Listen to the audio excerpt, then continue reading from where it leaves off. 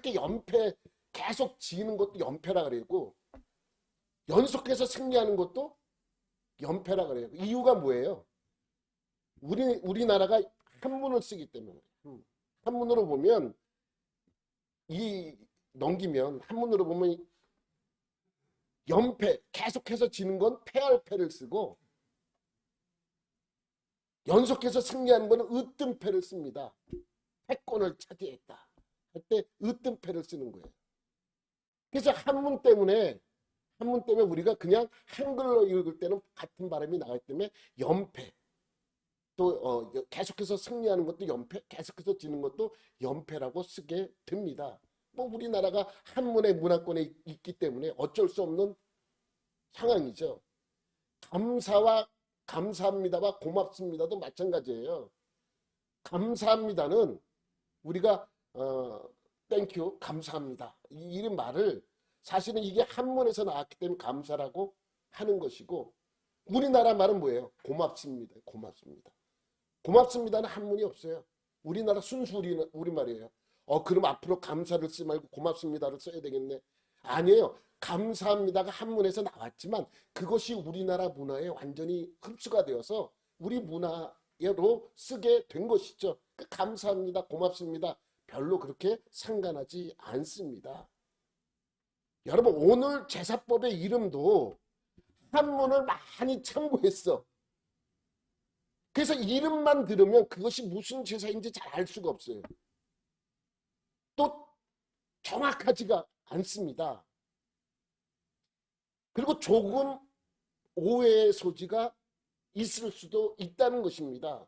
그래서 이제 우리가 제사법을 우리가 하나하나 이제 배우게 될 텐데, 히브리어에서는 제사법에 대하여 어떻게 부르는지 비교하면서 여러분에게 알려드리도록 하겠습니다. 예전에 한번 제가 번제에 대해서 설명을 하고, 그 다음에 소제에 대해서 설교하고, 그 어디까지 설교했어요? 속건제까지 설교했단 말이죠. 헷갈리는 거야. 속건제와 속제제와 화목제와 소제와 이 번제가 헷갈릴 수 있어요. 그래서 헷갈리지 않도록 이렇게 하면 좀 더 쉽게 이해가 되겠구나 라는 방법을 찾았어요. 그것은 뭐냐면 한꺼번에 설교하는 거예요. 번제부터 속건제까지 비교하면서 설교를 하면 좀 더 쉽겠구나 라는 생각을 해봅니다. 그래서 원래 오늘 본문 제목이 본문 설교 그 본문이 1장부터 7장까지 읽어야 돼요. 근데 읽다 보면 설교할 시간이 없잖아요. 그래서 어떻게 했습니까? 그냥 끝에 2절만 읽는 거예요. 오늘 이 끝에 2절 읽는다는 것은 뭐냐면 제사법에 대해서 1장부터 7장까지 나와요.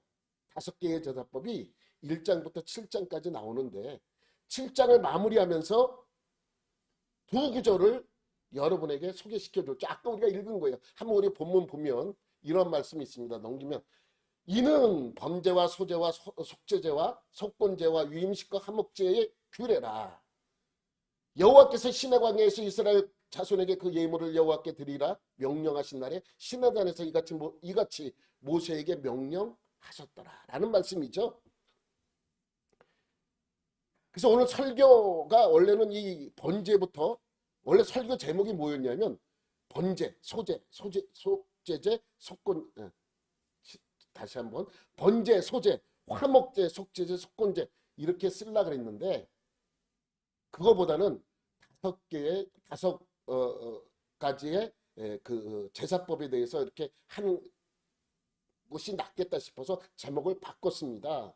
여러분, 제사법은 이렇게 5개가 있어요. 번제, 소제, 속제제, 속건제, 화목제. 근데 여기서는 화목제가 뒤로 나왔지만 레위기 처음에 보면 소개시켜주는 순서대로 보면 번제, 소제, 화목제가 나오고 그 다음에 속제제와 속건제가 나옵니다.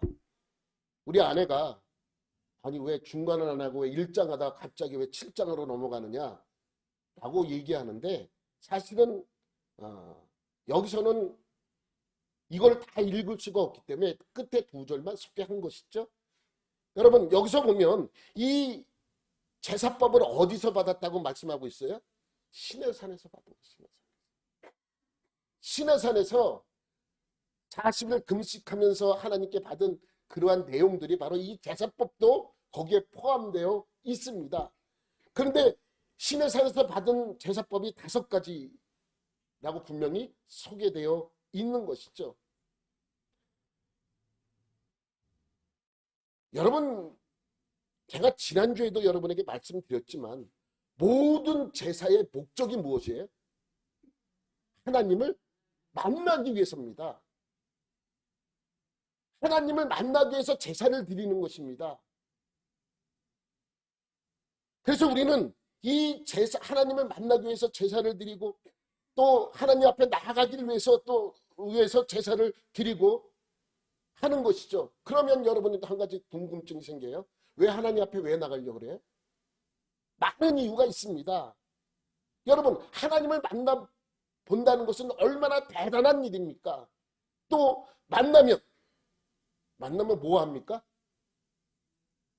내가 요청하는 거예요. 하나님, 여러분 세계 많은 대통령들이 미국 대통령을 보려고 하죠. 또 못 사는 나라의 대통령들은 잘 사는 나라의 대통령을 보려고 합니다. 우리나라도 어디 좀 이렇게 우리나라보다 많이 못 사는 나라의 지도자가 우리 대통령을 만나려고 많은 요청을 하죠. 그럼 우리 대통령이 그래? 만나줄게. 그럼 만나줍니다. 근데 만날 때 대통령만 가요?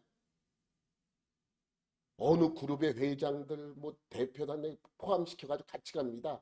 여러분, 왜 못 사는 나라의 대통령들이 잘 사는 나라의 대통령을 만나려고 하는가? 그냥 갑니까? 만나면 선물을 주잖아요. 뭐가 요청을 하잖아요. 이번에 우리 한국에서 우리나라 어렵고 힘든데 이것 좀 도와주십시오. 하면 그래? 또 그들이 요청하지 않아도 잘 사는 나라 대통령들은 못 사는 나라의 지도자한테 물어봅니다. 필요한 게 뭐냐고. 그러면 필요한 거 얘기하잖아요. 그럼 그걸 들어주게 돼 있어요. 나는 그냥 당신만 만나러 왔어. 이렇게 얘기하지 않습니다. 마찬가지죠. 우리가 하나님을 만나는 건 여러 가지 이유가 있어요. 기쁜 이유기도 하지만은 하나님을 만나면 우리가 요청하잖아요. 하나님 이거 해주시고 저거 해주시고 이건 이렇고 저건 저렇고 요청합니다. 이렇게 하기 위해서 하나님을 만나는 거예요. 그러니까 제사의 구약의 제사법의 최종 목적은 하나님을 만날 수 있도록 하는 과정을 설명하고 있는 것이죠. 우리 예배도 마찬가지입니다. 우리의 이 예배를 드리는 우리의 목적은 예배 자체가 아니에요. 예배를 드리기 위해서, 물론 예배를 드리기 위해서 나오지만 이 예배를 드리는 목적이 무엇이냐면 하나님을 만나는 거예요. 하나님을 만나지 못하는 예배는 아무 의미가 없어요. 하나님을 만나지 못하는 제사도 아무 의미가 없어요. 왜? 제사가 목적이 아니기 때문에 그렇습니다. 예배가 목적이 아니기 때문에 그렇습니다. 그럼 우리는 이 예배를 통하여 하나님을 만난다면 왜 하나님을 만나는가? 여러 가지가 있잖아요.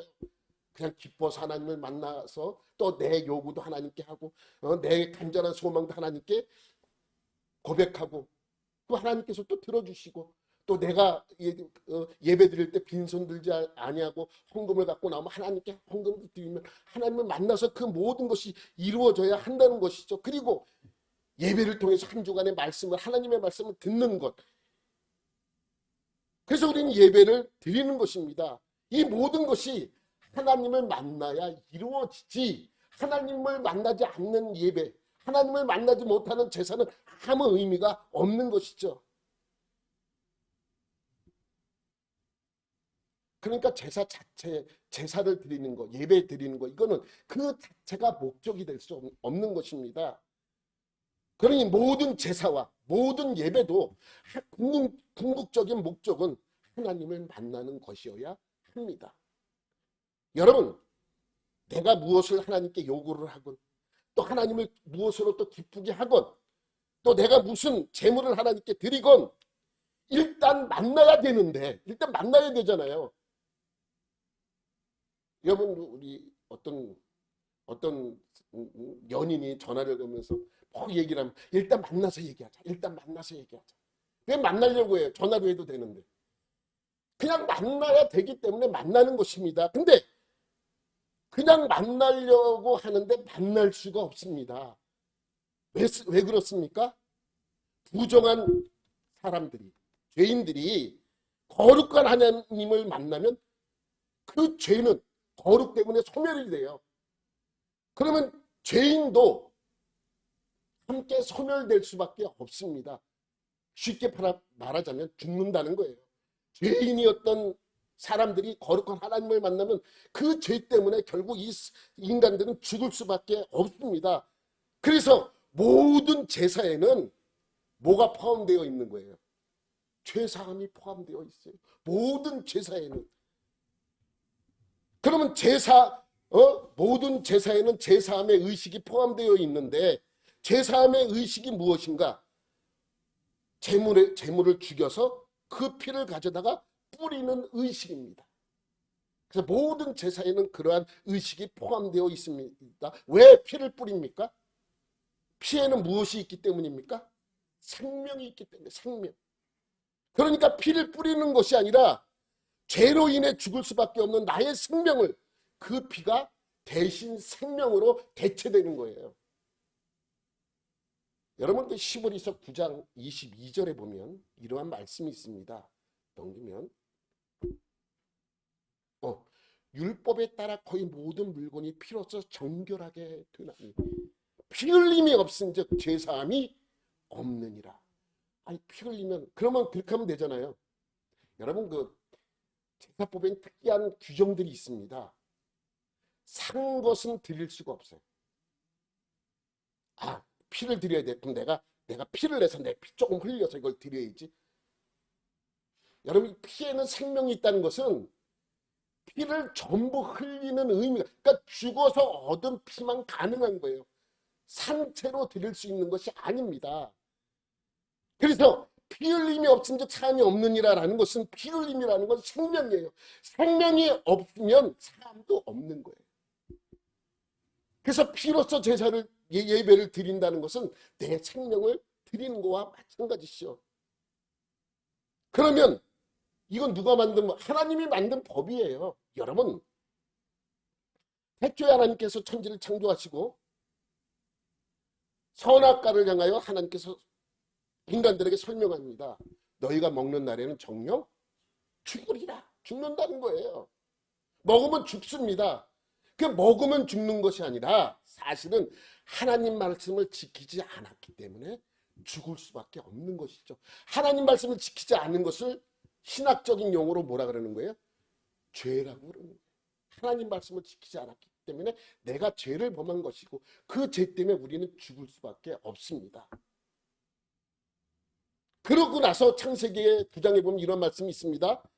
고기를 그 생명되는 피채 먹지 말지니라. 생명되는 피. 피는 곧 생명이기 때문에 그렇게 설명하고 있어요. 그래서 제사 때마다 피를 제단에 뿌립니다. 그러니까 그 피는 피가 아니라 뭐예요? 나의 생명이죠. 그래서 나의 생명을 대신 뿌리면서 그 죄에 대한 대가를 그것으로 치르게 하는 것입니다. 이것이 하나님을 만날 수 있는 방법이기 때문입니다. 이것이 하나님을 만날 수 있는 방법이에요. 죄가 가리워져야 하나님을 만날 수 있습니다. 그러니 모든 제사에는 뭐가 있어야 합니까? 죄사함이 있어야 돼요. 그죠? 그래야 하나님을 만날 수 있기 때문입니다. 제사에는 반드시 필요한 두 가지 의식이 있어요. 하나는 피를 뿌리는 그러한 의식이고 또 하나가 있습니다. 하나는 태워져야 합니다. 그래서 모든 제사에는 이 두 가지가 다 포함되어 있어요. 하나는 피가 뿌려져야 되고 또 하나는 태워져야 합니다. 이러한 모든 제사는 이러한 원칙이 주셔서 하나님께서 이러한 원칙으로 말미암아 제사를 드리게 되어 있습니다. 그러면서 레위기 1장에 보면 맨 먼저 무슨 제사를 설명하고 있습니까? 번제입니다. 내가 여러분에게 한 가지 물어볼게요. 번제를 드리는 이유가 뭐예요? 번제를 왜 드려요? 화목제는 왜 드리고 소제는 왜 드리고 도대체 왜 한 가지 제사만 드릴 수 있도록 하지 왜 이렇게 복잡하게 머리도 나쁜데 5가지 제사법을 줘가지고 헷갈리는 거 하나도 없어요. 근데 왜 헷갈릴 수밖에 없냐면 아까도 조금 얘기했지만 한문에 의해서 이 제사법이 뭐예요? 참고를 해서 번역이 되어졌기 때문에 그래서 한문에 의해서 만들어진 그 제사법을 갖다 쓰다 보니까 이러한 제사법 그러니까 번제 그러면 번자가 뭐예요? 여기 한 가지 보면 태울 번에 제사제를 써요. 그러면 이 한문에 의해서 번역된 이 번제는 어떤 제사예요? 태워서 드리는 제사입니다. 태워서 드리는 제사. 근데 화제는 뭐예요? 화제도 불러서 태우는 거 아니에요. 그래서 이 번제라는 것으로 번역된 이것을 이 한문으로 보면 조금 헷갈릴 수가 있어요. 그래서 무엇으로 보면 좀 더 쉽냐 하면 원어로 보면 좀 쉬워요. 원어. 히브리어 원어에는 어떻게 설명하는가? 여러분 요거를 뭐라고 읽어요? 올라라고 읽어. 올라. 히브리어로 올라. 그러니까 번제를 올라라 그래요. 뜻이 뭐냐면 올라가다라는 뜻이에요. 비슷해서 얼마나 외우기 쉬운지 몰라. 올라가다. 그거를 히브리어로 올라라고 하는 거예요.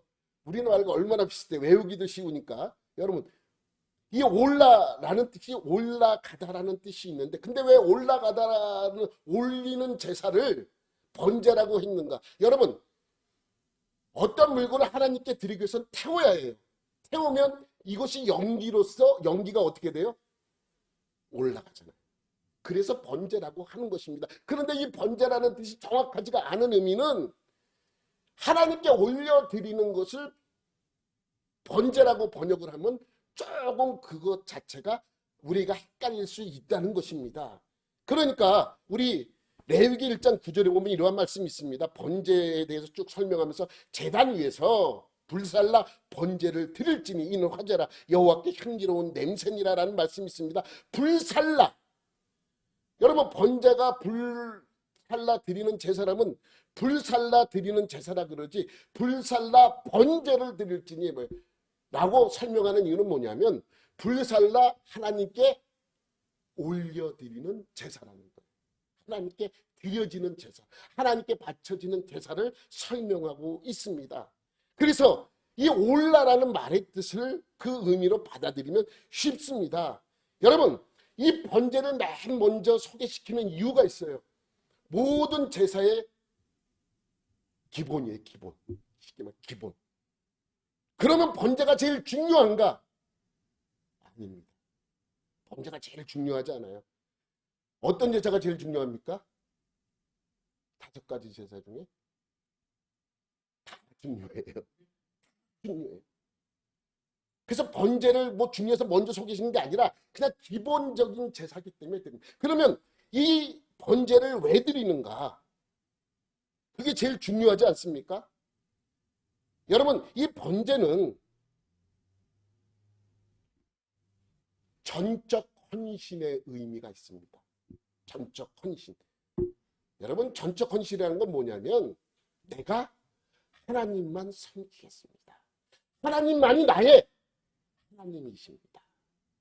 라는 뜻이 있는 거예요. 그러니까 모든 유대인들이 반드시 드려야 할 제사는 뭐예요? 번제. 하나님만 오로지 섬기겠습니다는 그런 내용이 포함되어 있죠. 여러분 이 번제를 드릴 때는 번제물을 가져와서 안수해서 드려요. 여러분 4절 말씀에 보면 레위기 1장 4절 말씀에 보면 이런 말씀이 있습니다. 시작. 그는 번제물의 머리에 안수할지니 그를 위하여 기쁘게 받으심이 되어 그를 위하여 속죄가 될 것이라. 이 말씀만 보면 번제를 드리는 이유가 뭐예요? 속죄되기 위하여 드리는 것처럼 보여집니다. 그러면 속죄제는 또 뭐냐? 여기 속죄, 그러면 아예 이 제사 드리는 게 낫지. 여러분 조금 이따 요거에 대해서 속죄에 대해서 다시 한번 설명을 드리겠는데 여러분 모든 제사에는 2가지의 반드시 해야 될 의식이 있다 그랬죠. 하나는 뭐예요? 죄 사함의 의식. 또 하나는 불로 태우는 의식입니다. 그래서 속죄가 될 것이라는 의미는 뭐예요? 하나님께 죄 없어 하나님을 만날 수 있다는 의미가 담겨져 있는 것입니다. 그러니까 안수해서 내 죄를 번제물에다 정갈을 시켜서 하나님이 기쁘시게 받으시는, 그래서 그를 위하여 번제를 드리는 사람을 위하여 속죄가 된다는 거죠. 속죄가 돼야 누구를 만날 수 있어요? 하나님을 만날 수 있기 때문입니다. 여러분, 그래서 번제는 나의 전적인 헌신, 하나님만을 오로지 섬기겠다는 신앙 고백과 같은 제사입니다. 여러분 보세요. 아브라함이 100세에 얻은 아들이 있었어요. 여러분이 잘 아는 이삭입니다. 100세에 얻었으니 얼마나 귀하겠습니까? 근데 하나님께서 어느 날 오셔서 아브라함에게 명령하죠. 네 아들, 네 독자라도 내게 뭘 드리라 그래요? 번제를 드리라 그래요. 번제. 번제를. 여러분 솔로몬이 왕이 되어서 하나님께 몇 번의 제사를 드려요? 1000번의 제사를 드려요. 1000번의 제사가 아니라 뭐예요? 1000번의 번제, 1000번제. 여러분, 그래서 이 아브라함이 어떤 심정으로 이삭을 드렸는지, 솔로몬이 어떤 심정으로 하나님께 1000번의 제사를 드렸는지 우리는 알 수 있습니다. 여러분, 로마서에 보면 이런 말씀이 있죠. 너희는 너희 몸을 거룩한 산제사로 하나님께 올려드리라는 것이죠. 여기서 산제사라는 의미가 번제를 의미하고 있는 거예요. 전적인 헌신. 그래서 이 번제의 의미는 신앙 고백과 같은 제사입니다. 하나님만 섬기겠다. 하나님에게만 오로지 모든 것을 맡기겠다라는 그러한 의미가 담겨져 있는 것이죠. 그러면 소제는요? 소제 보면 소자가 무슨 소자냐면 힐소예요. 힐소. 희다라는 뜻이에요. 신. 그러니까 제사를 신 것으로 드리는 제사예요. 신게 뭐예요? 고운 가루, 곡식가루를 의미합니다. 곡식도 여러분 곡식으로 그냥 드리라 그러지 않아요. 어떻게 드리라 그래요? 고운 가루로 드리라 그래요. 여러분 왜 곡식을 고운 가루로 그냥 드려도 되잖아요. 그냥 드리는 게 어쩌면 더 존귀할 수 있잖아요. 근데 왜 모든 곡식가루를 그냥 곡식으로 드리라 그러지 않고 왜 고운 가루로 드리라고 말씀하시는 줄 아세요? 아까 제가 말씀드렸죠. 모든 제사는 산 것으로 드릴 수가 없습니다. 그냥 가는 거예요. 갈아야 완전히 뭐예요? 죽으니까. 곡식도 그냥 알갱이로 드리면 살아있잖아요. 그래서 가르라는 거예요. 그치, 갈아서 아주 곱게 갈아서 하나님께 고운 가루로 흰 상태로 드리라는 그런 의미에, 그래서 소제라고 합니다. 그래서 이 소제는 어떨 때 드려요? 많은 분들이 그럴 거예요. 내가 드릴 양이 없는데 그리고 곡식으로 드려야지. 그래서 곡식으로 드린다고 말씀하시는 분도 있습니다. 틀린 것은 아닙니다. 그러나 이 소제, 희게 드리는 제사는 히브리어로 뭐라 그러냐면, 넘겨보세요. 민하라고 해요. 민하. 이 민하는 뭐냐면 선물이라는 뜻. 선물. 또는 이 민하라 쓰는 단어가 있는데 조공을 바칠 때 쓰는 단어입니다. 그러니까 이 민하라는 것은 선물이긴 선물인데 약간의 뭐가 있는 거예요? 강제성이 있는 거예요. 여러분들이 이제 선물 받을 나이가 됐는데, 여러분 부모님 계실 때 여러분 때가 되면 부모님들에게 선물을 줬었잖아요. 선물해서 줘요. 그 부모님들이 늘 뭐라 그래요? 뭘 이런 거 가져오냐? 빈손으로 와도 되는데. 그럼 정말 빈손으로 가면 어떻게 돼요? 삐쳐요. 그렇잖아요. 여러분의 손자가 아니면 여러분의 자녀들이 선물을 가져와서 받아. 뭘 이런 거 가져오냐? 그냥 오지. 그러면 다음에 갈 때, 나도 지금 어렵고 한데, 늘 가져오지 말라 그랬으니까 안 가져가도 우리 부모님은 이해할 거야. 아니에요. 약간 강제성을 띠는 거예요. 민하. 여러분 이 단어를 언제 쓰였냐면, 여러분 야곱이 paddan 아람으로 외갓집으로 도망가잖아요. 그래서 거기서 이제 외삼촌을 만나서 그 딸 둘과 결혼을 해요. 라헬과 레아와 라헬입니다. 그뿐만 아니라 그의 여종까지도 아내를 맞이해서 4명의 아내를 얻고 12명의 자녀를 얻게 됩니다. 그런데 외삼촌을 속여먹어서 많은 재산을 불렸죠. 그래서 외삼촌의 보복이 두려서 야밤도주를 해요. 야밤도주를. 그리고 이제 그 고향으로 돌아오기 직전에 걱정거리가 하나 생겼어요. 무슨 걱정거리예요? 형 에서가 과거에 내가 도망갔던 이유는 형 에서의 칼이 무서워서 도망갔는데 돌아오려다가 보니까 또 형 에서의 칼이 두려운 거예요. 그래서 어떻게 해요? 선수를 쳐요. 형한테 뭘 보내요? 선물을 보내요. 그때 쓰는 단어가 뭐예요? 민하. 근데 내가 주고 싶어서 주는 게 아니잖아요. 약간 내가 이걸 줘야 내 목숨을. 그러니까 약간 강제성이 있는 거예요. 하나님께 드리고 싶은 선물이 있어요. 하나님은 그저 뭘 가져오냐 그냥 빈손으로 와도 돼라고 하지만 우리는 약간의 부담을 느끼면서 드려야 하는 것이 우리 예물이잖아요. 우리 헌금이잖아요. 내가 돈이 없으니까 하나님도 이해하시겠지.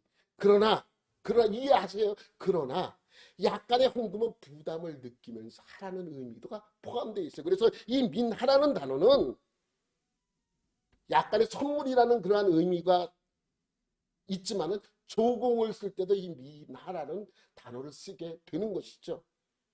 여러분, 모든 제사의 원칙은 2가지가 있다 그랬어요. 하나는 피를 흘려야 되고 또 하나는 태워져야 합니다. 그런데 이 원칙이 지켜지지 않은 제사가 소제예요. 소제는 이 고운 가루에는 피가 없잖아요. 그거는 어떻게 된 거예요? 그거는 다음 주에 좀 더 자세하게 설명을 드리도록 하겠습니다. 여러분, 그 다음에 제사가 나오는데 무슨 제사예요? 화목제입니다. 화목제는 한문으로 화합할 화와 화목할 목을 씁니다. 그러니까 화목해 하는 제사라는 뜻입니다. 화목해 하는 제사. 그런데 언어에는 이 단어를 보면 뭐라고 설명이 되느냐면 넘겨봐요. 이 화목제는 셀라밈이라고 합니다. 셀라밈.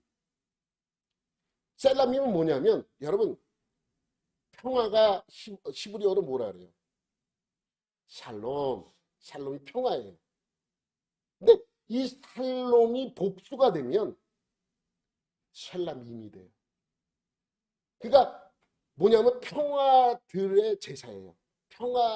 평화들의 제사. 그냥 평화의 제사라고 그러면 평화인데 꼭 복수로 쓰는 의미가 있죠. 복수로 쓴 의미가 있습니다. 여러분, 인간들이 죄를 범함으로 하나님과 인간 사이에 관계가 평화가 깨져버렸어요. 그래서 그 평화를 이루려고 드리는 제사이기도 하지만 죄로 말미암아 사람과 사람 간의 평화도 어떻게 됐어요? 깨져버렸죠. 그래서 가인이 아벨을 죽여버립니다. 평화가 깨져버려. 그래서 하나님과 우리의 관계도 평화로운 관계로 얻어줘야 되지만 사람과 사람의 관계도 평화롭게 얻어줘야 되기 때문에 평화들의 제사라고 설명하고 있는 것입니다. 그런데 여러분, 이 화목제는 단순히 평화를 위해서 드리는 제사가 복합적인 거예요. 여러 가지 의미가 이 화목제에 다 포함되어 있습니다. 여러분, 서원할 때도 무슨 제사 드려요? 지금 뭐 하고 있어요? 화목제, 서원할 때도 역시 화목제를 드려요. 자원하는 마음으로 내가 뭔가를 하나님께 드리고 싶어요? 그럴 때도 무슨 제사를 드려요? 화목제사를 드려요. 하나님께 무슨 감사할 일이 있어요? 무슨 제사를 드려요? 화목제사. 여러 가지 의미가 복합적으로 포함되어 있는 제사가 화목제입니다. 그래서 로마서 3장 25절에 보면 이러한 말씀이 있습니다. 그 예수를 하나님이 그의 피로써 믿음으로 말미암아 화목제물로 세우셨으니. 네? 화목제사는 서원, 감사 이럴 때 드리는 제사 아니에요. 모든 제사는 뭐가 포함되어 있다고요? 죄사함이 포함되어 있어요. 이는 하나님께서 길이 참으시는 중에 전에 지은 죄를 관과하심으로 자기의 의로우심을 나타내려 하시니. 그러니까 화목제물이라는 것은 모든 것이 복합되어 있어요. 우리는 그냥 뭐라고 그러면 제일 간단하게 예수님을 알 수 있어요. 속죄제라고 해야 돼요. 죄로 인해서 드려지는 제사가 속죄제사니까 속죄제로 세우셨으니라고 해야 되는데 여기는 화목제물이에요. 속죄제물이 아니라 화목제물입니다. 전혀 문제가 없어요. 왜? 화목제사에도 모든 것이 다 포함되어 있기 때문입니다. 그렇기 때문에 예수님께서 화목제물로 오셔서 우리를 인간과 인간의 관계를 회복시키고 하나님과 우리의 관계를 회복시키기 위해서 십자가에서 못 박힌 이유도 거기에 있는 것이죠. 여러분, 넘기면 번제는 어떤 제사예요? 올려드리는 제사예요. 올려드리는 제사. 나의 모든 것을 하나님만 오로지 섬기겠다는 신앙 고백의 제사가 번제예요. 소제는 선물로 드리는 제사. 선물로. 화목제는 평화를 위하여 드리는 제사예요. 하나님과 우리의 평화, 인간과 인간의 평화를 위해서 드리는 제사입니다. 이제 두 가지가 남았어요. 무슨 제사예요? 넘겨보세요. 넘겨보면 속죄제와 속건제 두 개가 남아 있습니다. 속죄제와 속건제. 여러분, 속죄제는 넘기면 속죄제에 대해서 한문이 나오는데 속바칠속과 허물제를 써요.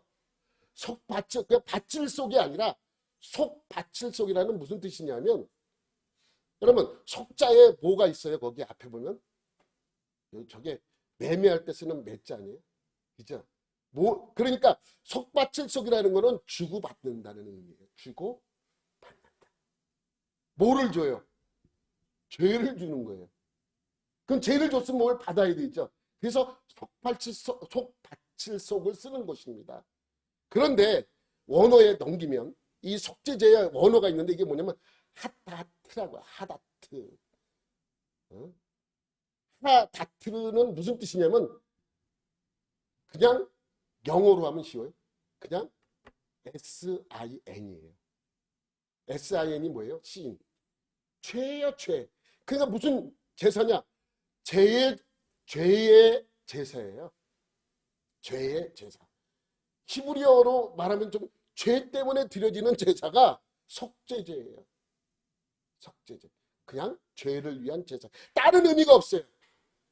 감사 아니에요. 서원 아니에요. 그냥 하나님께 뭔가를 나를 드리기 위해서 아니에요. 오로지 이 속죄는 뭐의 제사냐? 죄를 위한 제사예요. 죄만을 위한 제사. 네?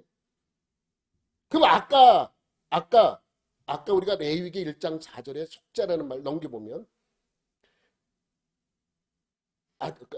그렇죠. 속죄가 될 거죠. 그는 아까 번제 얘기할 때요. 여기서 말하는 속죄는 그건 죄냐? 아니에요. 여기서 말하는 속죄는 의미가 달라요. 여러분 아까 속죄제의 속죄는 하다트라고 해가지고 죄를 의미하지만 여기에서 나오는 속죄는 뭐냐면 이 속죄는 좀 다릅니다. 넘기면 뭐가 있냐면 또 넘겨볼까요? 이 속죄가 될 것이라 할 때 이 속죄는 언어로 카파르라고 해요. 여러분 제가 언어 영어 이런 거 별로 안 좋아해요. 근데 이걸 왜 쓰냐면 좀 더 쉽게 여러분을 이해시키기 위해서. 히브리어는 정확하게 기록이 됐잖아요. 그래서 언어를 가져다 쓰는 것입니다. 여러분 이 원어에는 카파르라고 해요. 카파르. 이 카파르는 무슨 뜻이냐면 덮다라는 의미예요. 덮다. 그러니까 죄를 덮어주는 거예요. 번제를 드리면 죄를 덮어줘요. 덮어주는 것으로 시작을 해요. 왜? 죄를 덮어줘야 누구를 만날 수 있기 때문에? 하나님을 만날 수 있기 때문에 죄를 덮어주는 거예요. 그런데 아까 9절 위에 올리면 이거 말고 또 올려봐요. 제가 그렇죠. 속죄제는 언제 드리냐면 하나님의 계명 중 하나라도 범할 때, 십계명이나 또 십계명에 해당하는 규정들을 세우는 그러니까 정확하게 말하면 출애굽기 20장부터 23장까지의 말씀을 지키지 못할 때, 하나님의 계명을 하나라도 범하였을 때, 죄를 범하였을 때 뭘 드려요? 속죄제를 드리는 것입니다. 그러니까 속죄제는 내 죄만을 위하여 드리는 거예요. 다른 거 없어요. 뭐를 위해서 드려요? 죄를 위해서 드리는 거예요. 죄만을 위해서 드리는 거예요. 아무 다른 거 오로지 이것을 위하여 드리는 것이죠. 여러분, 저는 아까 번제, 소제, 화목제, 속죄제, 속건제 이 5건의 제사법 중에서 뭐가 제일 중요하다 그랬어요? 다 중요하다 그랬어요. 그런데 우리 입장에서 굳이 우리 입장에서 제일 중요한 제사는 무엇이냐라고 저에게 물어본다면 속죄제라고 얘기할 수 있어요. 아, 그 뭐 좀 아까는 다 똑같다 그러고 지금 왜 속죄제라고? 우리 입장에서 왜냐하면 여러분 성경이 물어보면 뭘로 대답을 해야 돼요? 성경으로 대답을 해야 돼요. 성경에 있는 궁금한 거 있으면 성경에서 답을 찾는 것이 맞잖아요. 여러분, 번제는 레위기 1장에 나와요. 그죠? 1장에 나와요. 소제는 2장에 나와요. 3장에는 뭐가 나올까요? 화목제. 4장에는 속죄제. 5장에는 아니에요. 5장 또 속죄제에 대해서. 여러분 다시 이렇게 설명할게요. 번제를 설명하는 구절은 15구절로 되어 있어요. 소제를 설명하는 구절은 16구절로 되어 있어요. 화목제를 소개하는 구절은 17구절로 되어 있어요. 아, 15, 16, 17이니까 속죄제는 18구절이겠구나. 아니에요. 49절로 되어 있어요. 그럼 속건제는 13구절로 되어 있어요. 성경에 제일 많이 언급이 되어 있는 구절이 그 제사가 뭐예요? 속죄제입니다. 그럼에도 불구하고 맨 처음에 언급하지 않은 이유가 있습니다. 중요하게 생각할까 봐. 중요해. 우리 입장에서는 중요합니다. 그러나 속죄제가 제일 중요하지 않은 이유는 여기에 있습니다. 뭐냐면요. 제사가 죄를 사는 것만이 목적이라면 사람들이 제사를 지내려면 뭘 먼저 해야 돼요? 죄를 먼저 져야 돼. 아, 난 오늘 제사를 드리고 싶은데 아무리 생각해도 난 죄진 게 없는데 아, 난 제사 드리려면 죄를 좀 져야 되겠구나. 그래서 같이 그런 의미잖아요. 그래서 죄만을 위하여 드리는 제사가 속죄제인데 왜 앞에 언급하지 않고 왜 이렇게 뒤에 기록되어 있는데 제일 많은 구절을 할당했는가? 중요하기 때문에 그러기도 하는데 이것이 그런 의미가 여기에 담겨져 있기 때문에 앞에 소개되어 있지 않습니다. 여러분 그렇잖아요. 내가 제사를 드리고 싶은데 죄 용서만을 위하여 드리는 제사라면 죄를 져야 돼요. 일부러 제사를 드리기 위해서 일부러라도 죄를 범해야 되지 않겠습니까? 제가 말씀드렸듯이 제사의 목적은 제사에 있지 않습니다. 제사의 목적은 하나님을 만나기 위한 것입니다. 하나님을 만나서 하나님과 동행하고 하나님께 기도하고 그 기쁨을 서로 나누기 위한 것이 목적입니다. 마지막 제사법은 뭐가 있어요? 속건제예요. 속건제 넘기면 속건제에 대해서 나오죠. 넘겨봐봐. 네, 그렇죠. 속건제는 속밭에서 똑같아요. 허물 건을서 허물. 근데 이제 요건 약간 제가 이해가 안 되는 부분이에요. 왜 허물로 썼을까? 한문로 이렇게 썼기 때문에 우리는 이제 저기 한문 성경에서 참고를 했기 때문에 이것을 속건제라고 했는데 그러면 이 제목대로라면 허물을 주고 뭔가를 받는 거 아니에요, 사실은요. 근데 원어에는 전혀 그런 뜻이 아니에요. 여러분 속건제의 히브리어로 보면 넘겨보세요. 넘겨보면 이 속건제는 뭐라 그래요? 아샴이라. 아샴. 아샴은 무슨 뜻인가? 보상이나 배상을 뜻해. 그러니까 뭐라 그런 거예요? 이 속건제라 그러면 우리가 헷갈려요. 근데 사실은 뭐라 그래야 돼요? 보상제, 뭐 배상제. 이렇게 해야 이게 또 정확한 의미가 담겨져 있는 거예요. 보상제, 배상제라는 것은 뭐예요? 뭔가를 배상해 줘야 되는 거예요. 내가 남의 집 소를 죽였어. 배상을 해줘요. 죽여서 죄를 범했어. 남을 두들겨 팼어. 다쳤어. 하나님 앞에서 용서해 주세요. 하지 말라고 그래요. 먼저 가서 뭘 해준 거예요? 치료해주고 보상을 다 해준 다음에 그 다음에 하나님께 와서 제사라는 거예요. 속건제를 드리라는 거예요. 왜? 때린 죄가 이미 나에게 있잖아요. 고쳐줘야 될 우리가 책임이 있기 때문에 그걸 해주고 나서 이제 하나님께 제사를 드려야 그 죄가 용서받는다는 의미죠. 여러분, 속건제가 마지막에 있습니다. 그런데 이 보상제, 속죄제는 제사의 완성입니다. 제사의 완성이에요. 여러분, 기독교인들이 밖에 나가서 죄는 제대로 짓고 교회 가서 기도하면 돼. 회개 기도하면 돼. 그래 와서 기도 열심히 합니다. 회개 기도합니다. 그럼 하나님께 다 용서해 주죠. 나는 그러한 오사는 버려야 돼요. 여러분, 우리는 예수의 십자가의 보혈로 우리는 용서받습니다.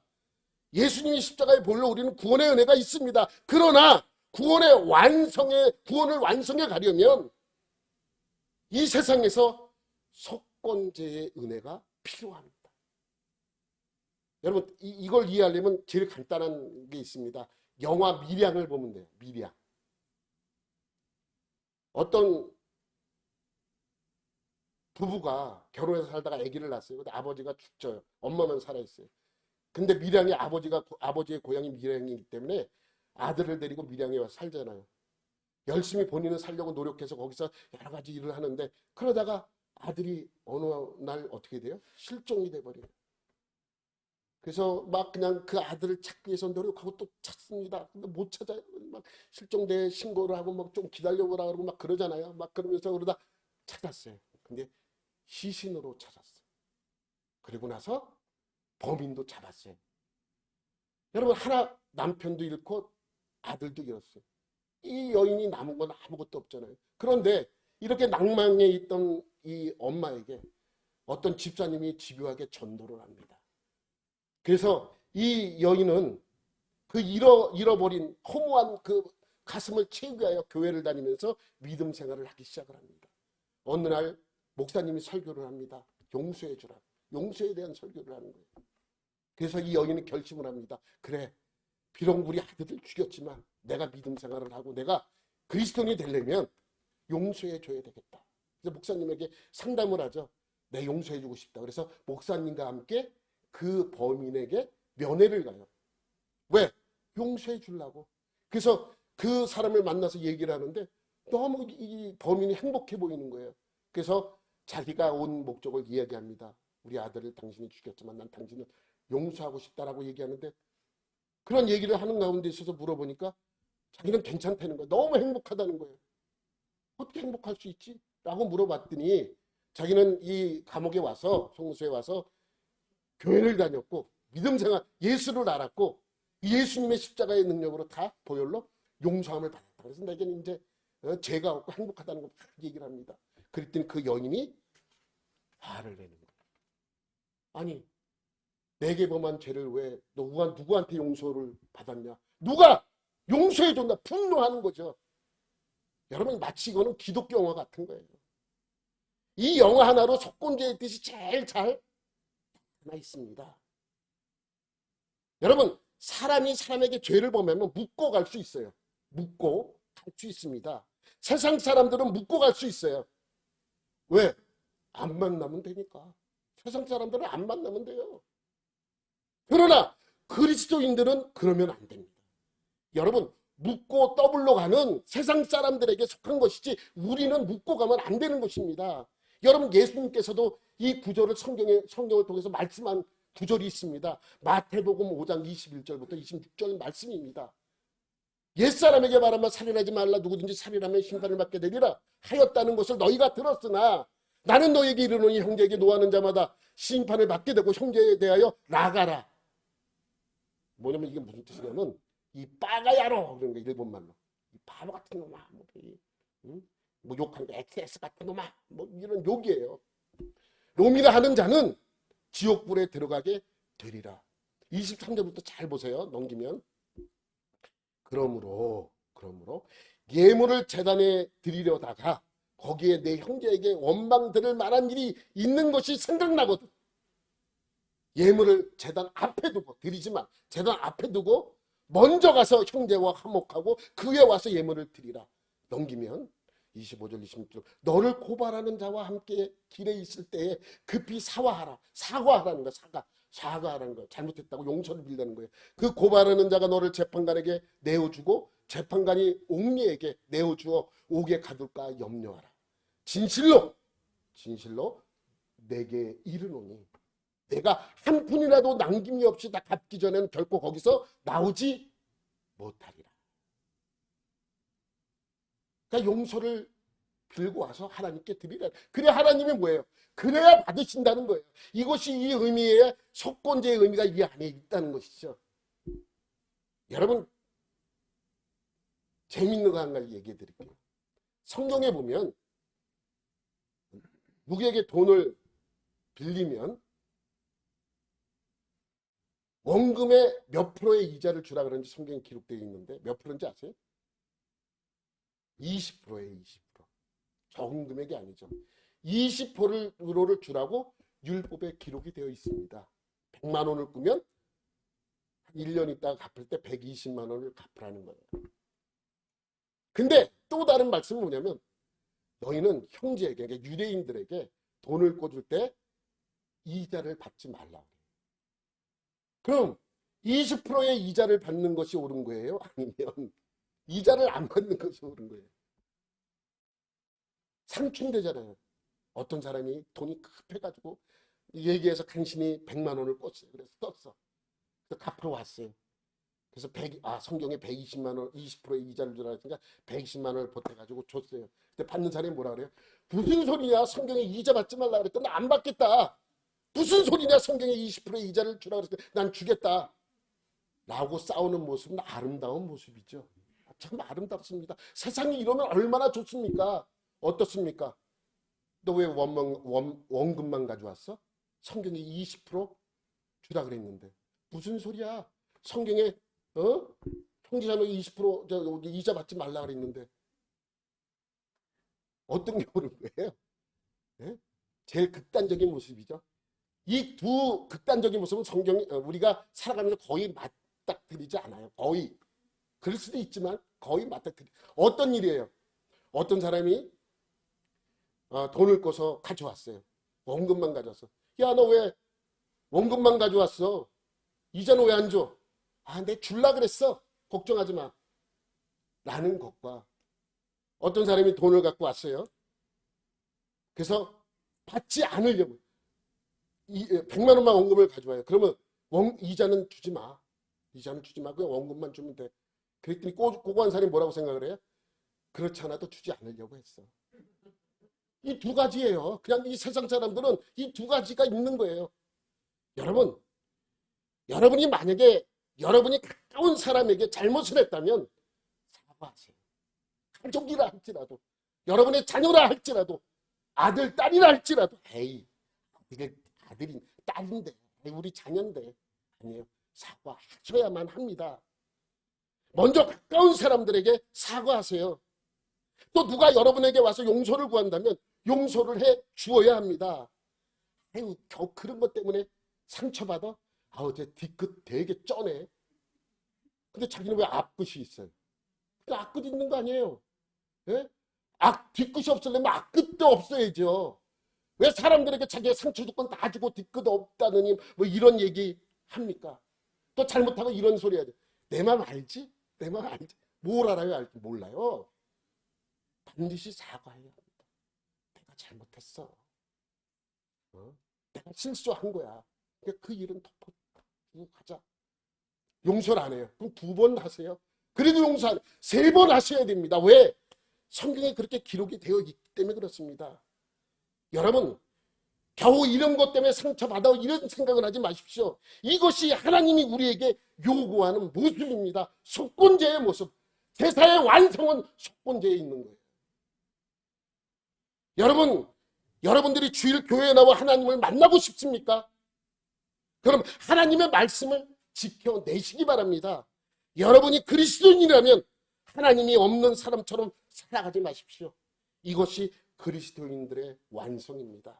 여러분 모두 완성된 그리스도인이 되시기를 예수님의 이름으로 축원합니다.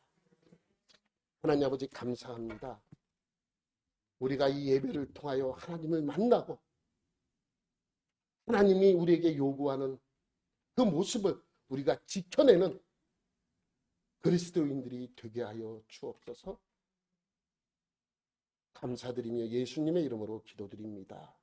아멘.